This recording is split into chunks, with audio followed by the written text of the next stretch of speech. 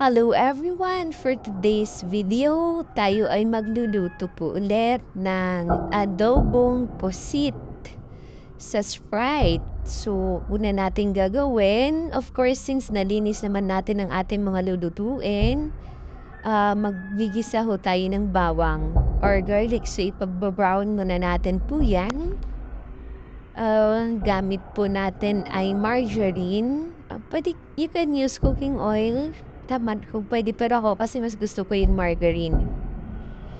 Or butter, yan ang gigisa ko or pinangluluto ko ng mga bawang kapag ganito yung mga niluluto ko. So, hintayin natin siyang mag-brown. Okay, kapag nag-brown na po ang ating garlic, ilalagay na po natin ang ating tomato at onion. I-simmer ng kaunti and then ilagay yung Sprite. After that, antayin po natin kumulo. Since madali lang naman lutuin yung squid or yung pusit. So kapag kumulo, ayan ang ating pusit. Lalagay na po natin siya. Okay?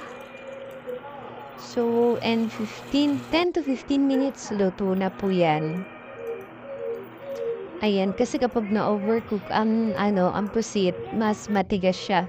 So, hindi masarap. Mas maganda yung sakto lang. Okay, so, ayan na. Luto na ang ating pusit.